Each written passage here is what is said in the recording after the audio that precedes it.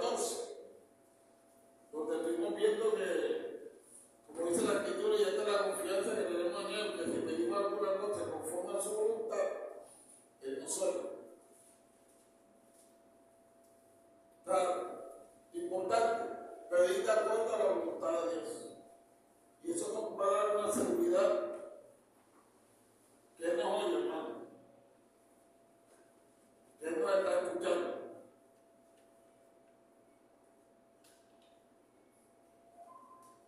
Estuvimos viendo que el principio de la oración es que para que sea contestada debe estar de acuerdo con la voluntad de Dios. O sea, si queremos que nuestra oración sea contestada, debe estar de acuerdo con la voluntad de Dios. ¿Cierto? Ahora en la tarde voy a ir a hablar con un enfermo allá en el hospital universitario. Un muchacho hermano que se accidentó y está en cuidado intensivo, hermano. Quiere decir que para que mi oración sea contestada y la oración que hicimos ahora en comunidad con iglesia, debe estar de acuerdo a la voluntad de Dios. Dios quiere que mientras haya vida, pidamos por vida, hermano. Dios quiere que oremos los unos por los otros. Ahora, nuestro deseo y mi deseo de por eso es que Dios nos levante de allí, hermano. Pero como oró Jesús, que se haga tu voluntad y no la mía. Si la voluntad de Dios levantarnos, Dios nos levanta. Porque Dios tiene el poder para levantar a los enfermos. Y el principio de la oración es que para que sea contestada debe estar de acuerdo con la voluntad de Dios. Dice también que, según el apóstol Juan, lo que establece en su escrito, lo que podría llamarse las condiciones de la oración. Primero vimos, dice que la obediencia es una condición de la oración. Recibimos lo que pedimos, pues pidamos porque guardamos ¿qué? Sus mandamientos. O sea, no todos los que piden van a recibir. ¿Por qué? Porque están viviendo muchos una vida de desobediencia a Dios. Entonces sus oraciones no van a ser contestadas por su desobediencia. O sea, es importante que le pidamos a Dios que nos ayude a guardar sus mandamientos. Ahora también dice que otra condición es que dice que permanecer en Cristo es una condición de la oración. Si habitamos en Él y su palabra habita en nosotros, pediremos lo que necesitemos y se nos concederá. O sea, importante tener una comunión con Dios a través de Cristo, que estemos en su presencia, hermano, que no nos alejemos de Él. Esto es lo que enseña. Y la oración debe ser de acuerdo con la voluntad de Dios. Y Dios nos enseña eso, a pedir, hágase tu voluntad. Y Dios nos enseña a decir, Señor, cámbiese tu voluntad. Si no, hágase tu voluntad. Y por eso aquel leproso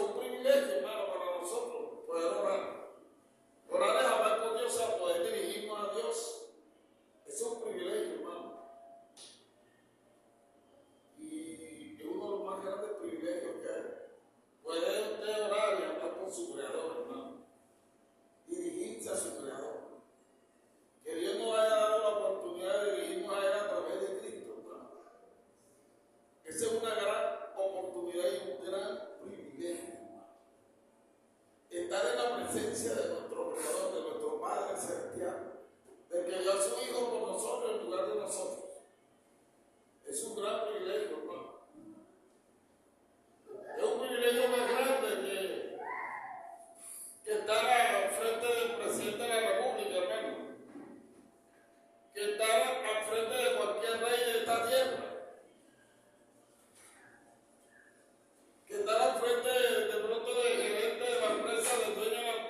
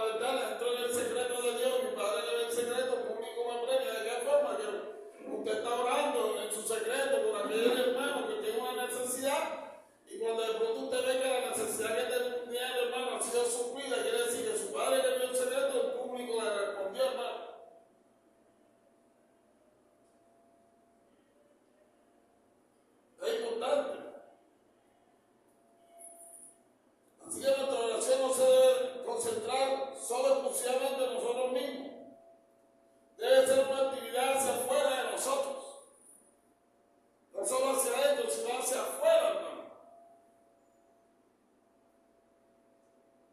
Cuando Jesús estaba en el cruel calvario de su Dios, perdónalo, ellos no saben lo que hacen.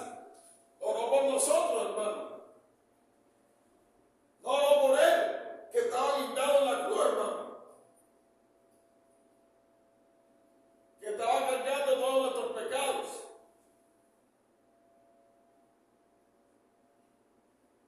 ¿Oró por quién? Por nosotros, hermano. Perdónalo, porque ellos no saben lo que hacen.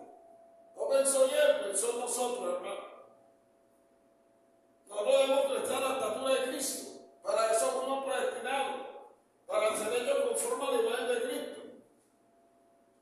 Quiere decir que usted y yo debemos orar por los demás, hermano. Por las necesidades de los demás, por los problemas de los demás, para que sus problemas sean solucionados. Quiere decir que si vemos un enfermo, debemos compadecer y orar por esa enfermedad, hermano. Para que Dios le dé salud a aquel enfermo. Si vemos una persona que tiene necesidad de un empleo, debemos orar por el empleo de esa persona. Ella no debe saber que uno está orando por ella.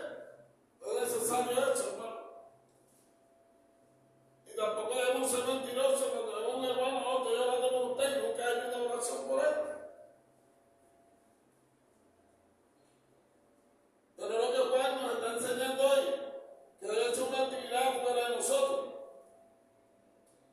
Como decía un teólogo, decía que la meta de la oración es la perfección de todo el cuerpo de Cristo. Esa es la meta de la oración. Que el cuerpo de Cristo sea perfeccionado. Quiere decir que usted y yo debemos orar los unos por los otros, hermano. Debemos orar por los creyentes. Y debemos orar por los no creyentes para que la luz de Cristo se les manifieste, hermano.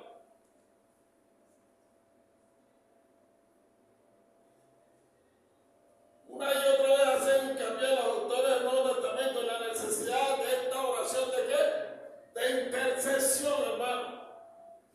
Debemos interceder los unos por los otros, hermano. Había un hombre en el pasado que oraba, Señor, dame las almas a muerte. Él estaba intercediendo por todas las almas, hermano, de cosas, pidiéndole a Dios que fueran convertidas, que se las diera.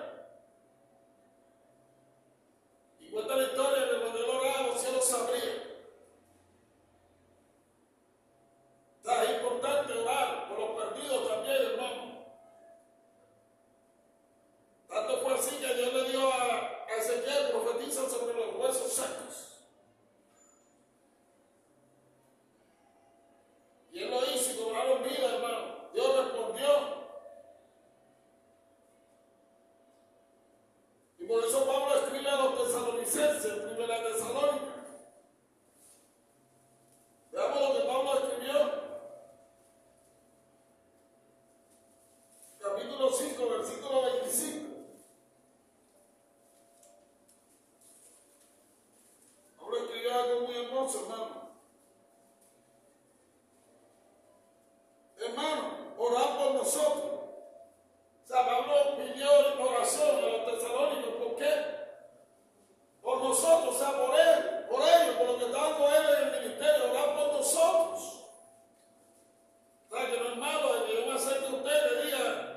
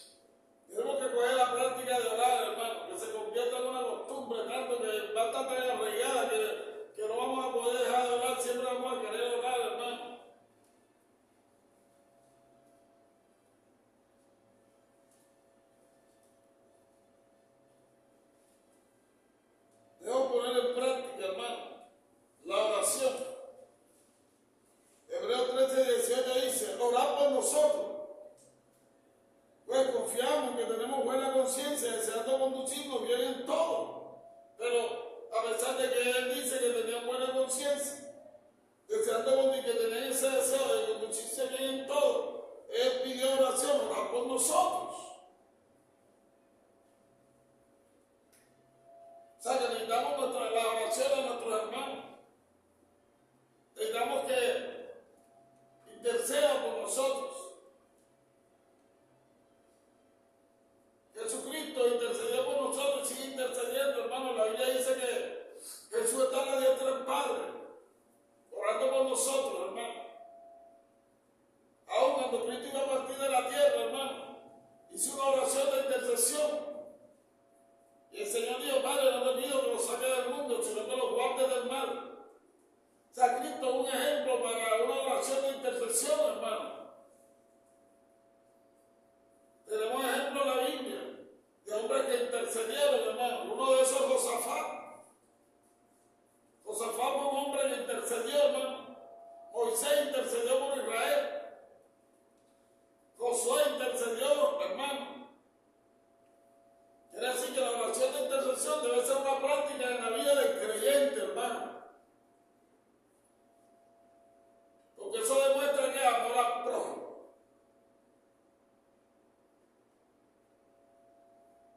Por eso en el libro de Santiago nos dice, Santiago 5:14,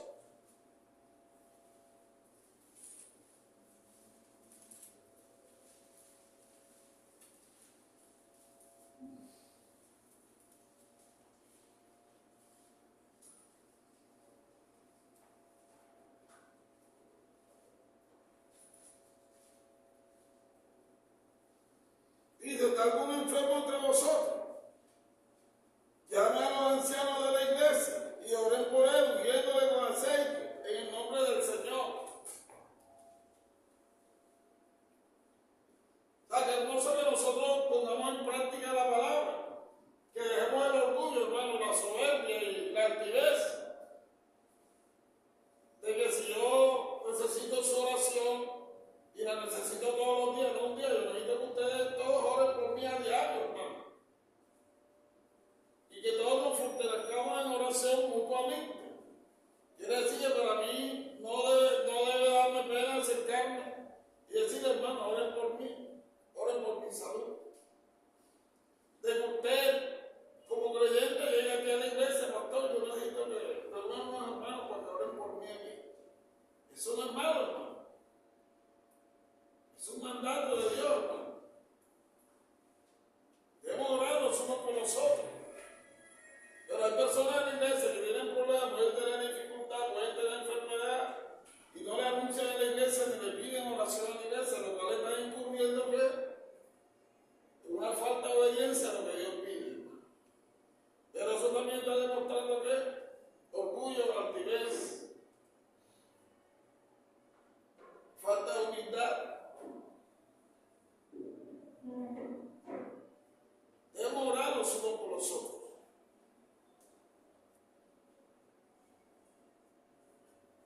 Quiere decir que cuando una persona me dice: pastor, oré por mí, esa persona está poniendo en cumplimiento la palabra de Dios. Está obedeciendo la palabra de Dios.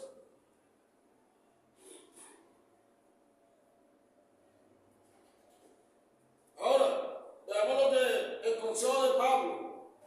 El consejo que da Pablo a Timoteo. Timoteo 2:1, hermano. Veamos ese consejo. Primera Timoteo, hermano. 2:1. La exhortación que Pablo le dice a Timoteo en esta carta dirigida, ¿cierto? Y dice: exhortar de todo a que se hagan rogativas, oraciones, peticiones y acciones de gracia. ¿Por qué? Por todos los hombres, hermano. O sea que la iglesia tiene un deber, hermano. Tiene una responsabilidad, hermano. ¿Dónde empieza la responsabilidad del hombre? En el mandato de Dios. Ahora, este es un mandato de Dios, ¿cuál? De que oremos por todos los hombres.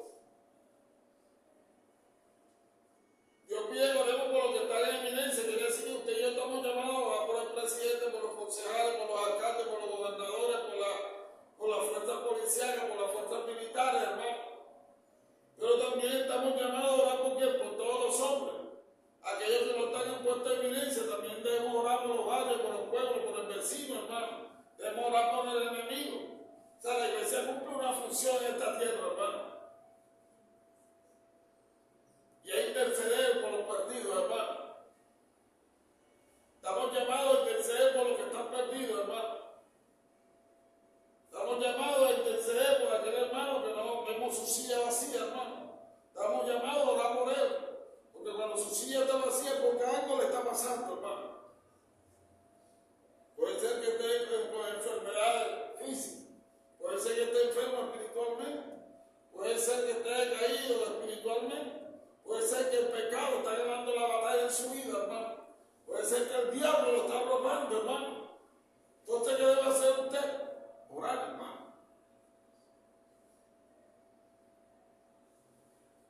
No empezar a averiguar para señalar, pisotear o para alimentar su carne y estar en emoción.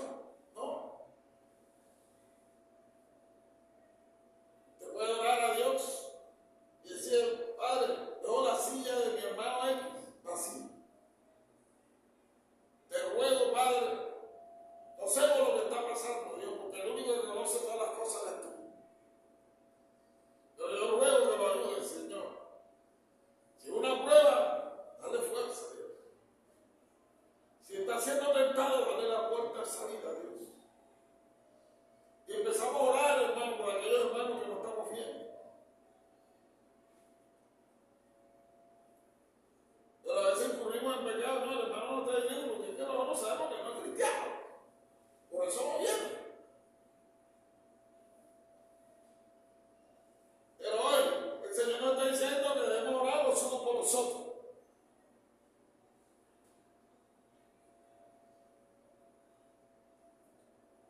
Y ese es el consejo que da el apóstol Pablo, que nos da Dios oraciones y bendiciones, hermano, por todos los hombres. El cristiano tiene el tremendo privilegio de llevar a su hermano al trono de la gracia.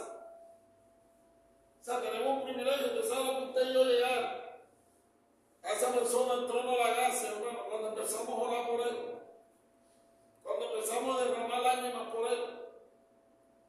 Usted ha vivido esa experiencia, hermano, que cuando usted está orando con su prójimo, usted empieza a clamar de una manera profunda que de pronto no la entiende, pero usted mismo empieza a orar y a derramar lágrimas, hermano. Por la transformación de esa persona, por el cambio de esa persona, por la vida espiritual de esa persona, por su salud, hermano. Es importante, hermano.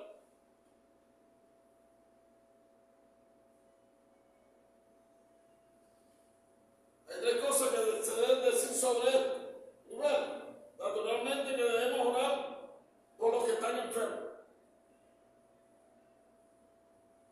Debemos orar por ellos. Es nuestro deber orar por todos los enfermos, hermano. E igualmente por los que se apartan de Dios. Es nuestro deber y responsabilidad orar por aquellos que se apartan de Dios, hermano.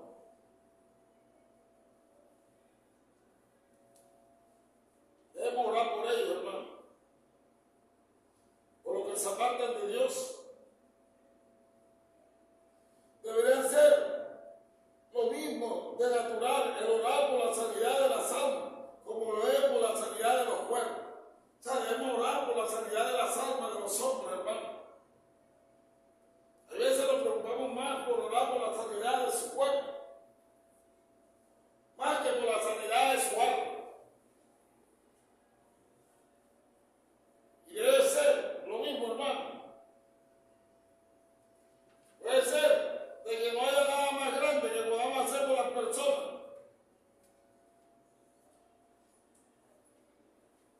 que están en peligro de naufragar en su vida espiritual, que encomendarnos a la gracia de Dios, hermano.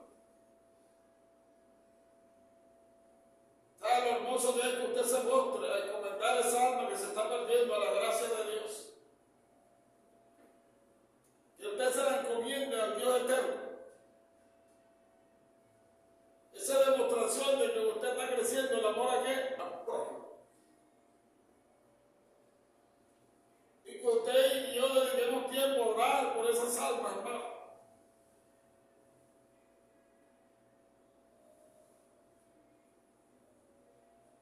Ahí estamos mostrando, hermano, que Cristo está creciendo en nosotros. Pero pregúntese usted ahí, hermano, ¿cuántas veces usted ha derramado lágrimas por su hermano? ¿Cuántas veces ha derramado lágrimas por los que han caído, hermano? ¿Cuántas veces ha derramado lágrimas por los que no están viendo hoy en la iglesia? ¿Cuántas veces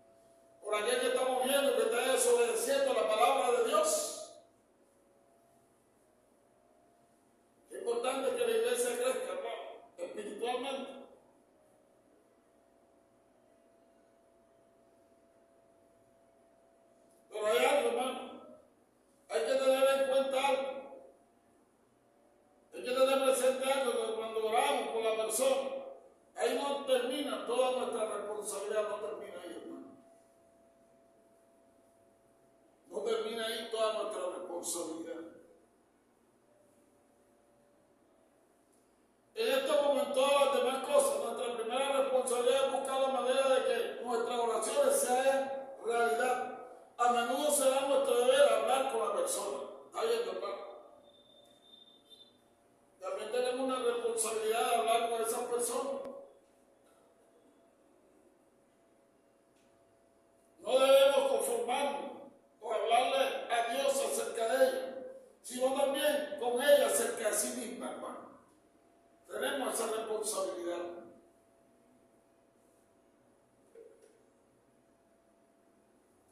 Bueno, Cristo oraba por los perdidos, pero Cristo también, ¿qué hizo? Voy a hablar de los perdidos, hermano. Y le decía que él se juntaba con quién, con los pecadores. ¿Sabes lo hizo? Y es lo que usted y yo debemos hacer, no solo orar por las personas, sino acercarnos a ellas, hablar con ellas. Y en ese momento instruirlas en el conocimiento de Dios.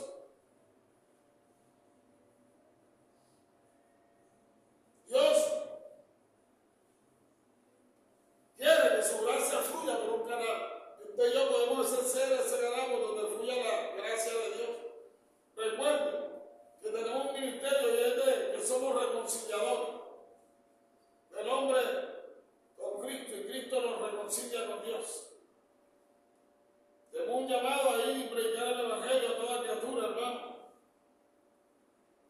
Es importante que la gracia de Dios fluya a través de nosotros. Y que podamos ser la voz de Dios para aquellas personas y ser un instrumento para ellos. Es importante, hermano. Ya hemos pensado antes sobre la base del principio de la oración, pero aquí nos encontramos con una limitación de la oración.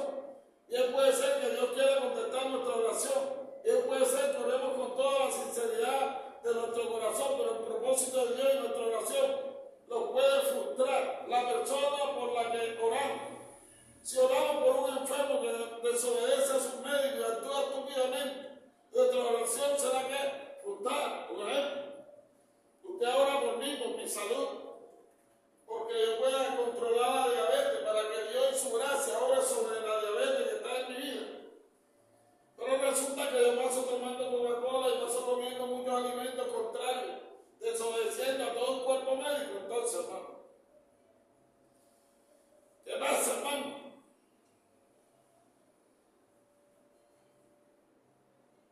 O sea, que la persona puede frustrar el propósito de nuestra oración.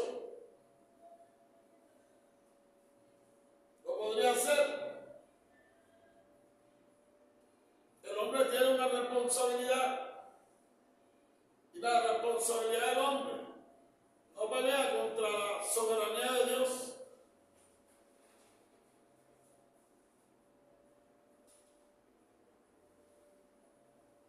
Puede que Dios impulse, insista, advierta, ofrezca, pero ni siquiera Dios puede.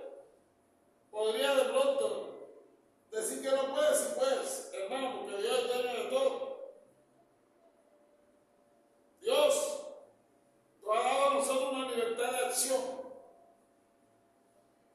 Yo puedo tomar decisiones, ¿cierto?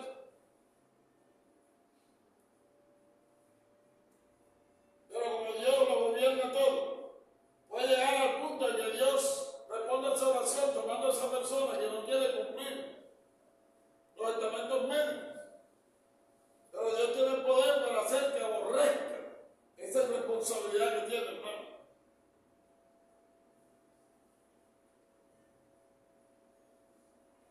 Sabemos que el hombre puede cancelar la gracia común de Dios, pero no la gracia especial que cae sobre los escogidos de Dios, hermano.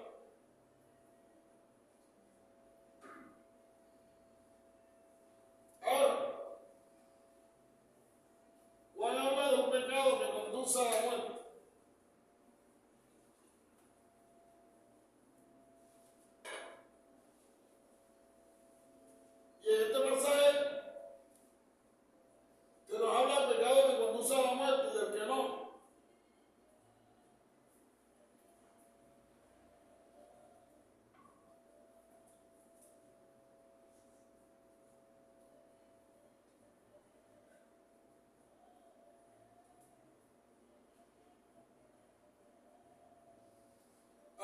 traducciones, entre ellas la autorizada inglesa, lo traducen por el pecado mortal. No lo traducen como el pecado de conduce a la muerte, sino por el pecado mortal. Y la Reina Valera lo llama el pecado de muerte. Se han hecho muchas sugerencias sobre lo que quiere decir. Los judíos distinguían dos clases de pecados. Había pecados que una persona cometía involuntariamente, o por lo menos no deliberadamente. Estos eran los pecados que se podían cometer por ignorancia o dominados por algún impulso arrollador.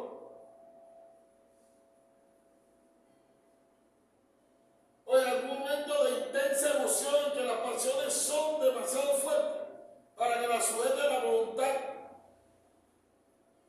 Por otra parte, estaban los pecados de la mano levantada y el corazón soberbio, los pecados que uno cometía deliberadamente, en los que seguía su propio camino sabiendo que era contrario al de Dios. O sea, cometemos muchos pecados así. La Biblia dice que el que más se le dio, más se le exigió. Nosotros tenemos un conocimiento de Dios, de las cosas que a Dios le desagrada. Y muchas veces, sabiendo que a Dios le desagrada que debemos de congregarnos, sin embargo lo hacemos. O sea, actuamos como deliberadamente. O sea, cuando conocemos que algo no se debe hacer y lo hacemos, estamos actuando deliberadamente. Algunos pecan por ignorancia, no tienen el conocimiento. Hay personas que usted le predica y le dice, ay, pero yo no sabía eso. Yo no sabía que no se deberían adorar imágenes. Hasta ahora me entero.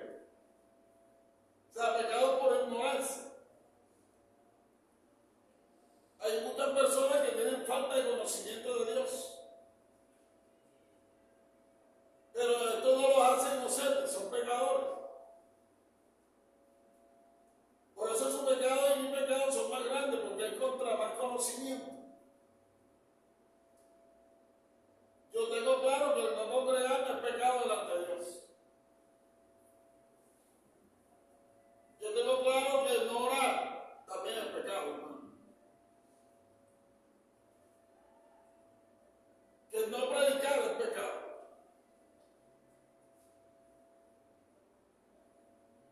Sé que matar es pecado.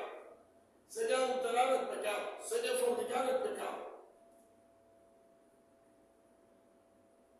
Hay personas que viven en fornicación.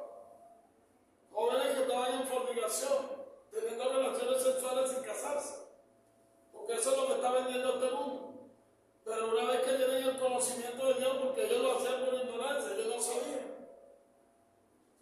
Pero una vez que tienen el conocimiento, empiezan a ponerlo en práctica, hermano.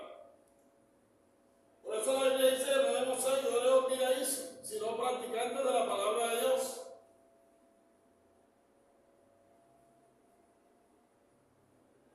Entonces, los pecados que uno cometía deliberadamente, lo que seguía su propio camino, sabiendo que era contrario al de Dios.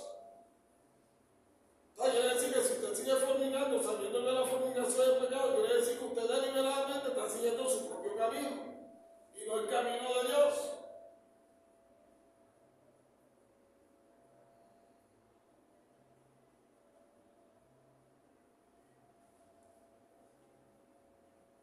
Era por la primera clase de pecado porque el sacrificio hacía expiación, pero por los pecados del corazón soberbio y de la mano alzada no se podía hacer expiación de ninguna manera. Ahora, Blumen, usted lo recuerda tres sugerencias. Los pecados de muerte pueden que sean pecados que se castigan con la muerte.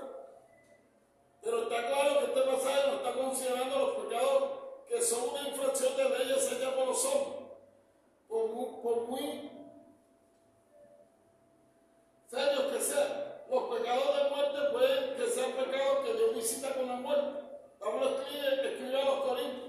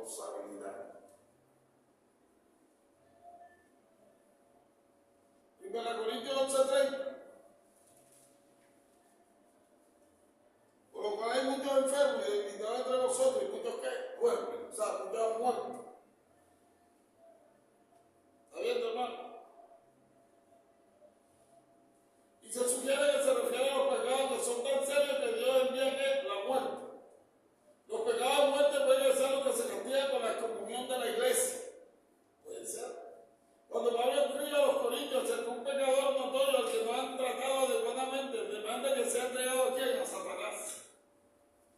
Esa era la fórmula de la comunión, pero Pablo pasa a decir que aunque este castigo era muy severo y doloroso, y aunque sus consecuencias pueden ser terribles o temibles, lo que se desea es salvar el alma de la persona en el día del Señor. Lo dice Pablo donde, en 1 Corintios 5:5.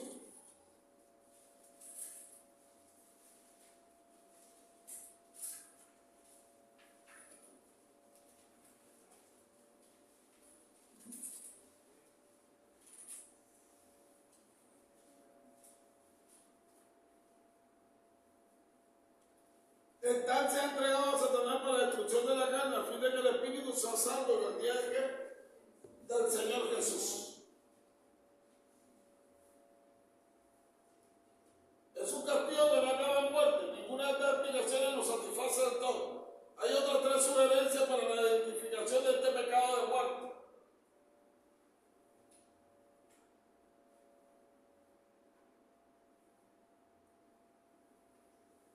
Hay una línea de pensamiento del Nuevo Testamento que apunta al hecho de que algunos mantenían que no había perdón para el pecado después del bautismo. Algunos decían eso. Creen que el bautismo limpiaba de todos los pecados, pero que después del bautismo ya no se perdonaban más los pecados. Hay un ángulo de esa línea de pensamiento, su causa en hebreo. Es imposible restaurar otra vez mediante el arrepentimiento a los que ya han sido iluminados, que han saboreado el don celestial y han llegado a restaurar otra vez mediante el arrepentimiento a los que ya han sido iluminados. Es imposible, hermano. Dice aquí. A los que ya han sido iluminados, que han saboreado el don celestial y han llegado a entrar en la comunión con el Espíritu Santo.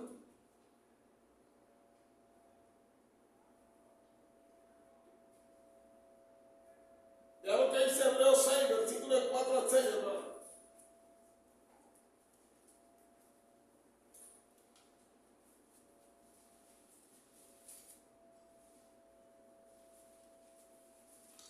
Hebreos 6, versículos 4 al 6 dice: porque es imposible que los que una vez fueron iluminados y gustaron el don celestial y fueron partícipes del Espíritu Santo, y así mismo gustaron de la buena palabra de Dios y los poderes del siglo venidero, y recayeron, sean otra vez renovados para el arrepentimiento, crucificando de nuevo para sí mismo al Hijo de Dios y exponiéndolo a qué? Al vituperio, hermano. En la terminología cristiana original, el ser iluminado se usaba frecuentemente como un término técnico para ser bautizado. O sea, aquellos que habían sido bautizados. Era de ellos esa creencia lo que hacía que muchos ospusieran su bautismo lo más posible. O sea, había gente que no se quería bautizar porque decía, hombre, si me bautizo y vuelvo a pecar, se perdió todo. Era una creencia que tenía, hermano. Pero la esencia de esa afirmación de Hebreo es que la restauración se hace imposible. Cuando se hace imposible, es que la restauración se hace imposible cuando se hace imposible el arrepentimiento. O sea, si una persona no se arrepiente, ¿cómo va a poder ser restaurada? Debe haber un arrepentimiento, hermano. O sea, debe haber un cambio de dirección. Pero hay personas que parece que se arrepienten, confiesan su pecado, pero siguen en la misma dirección. Eso no ha sido arrepentimiento, hermano.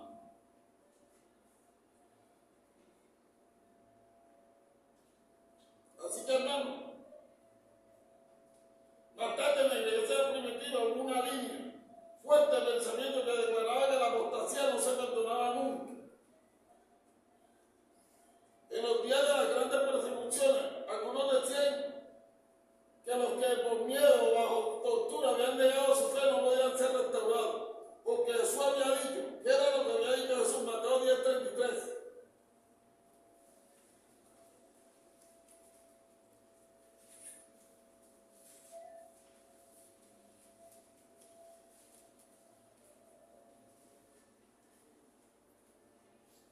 Y cualquiera que me niegue delante de los hombres, yo también le negaré delante de mi Padre que está en los cielos. Ellos se basaban en esa palabra. Y por eso decían que aquellos que negaban a Jesús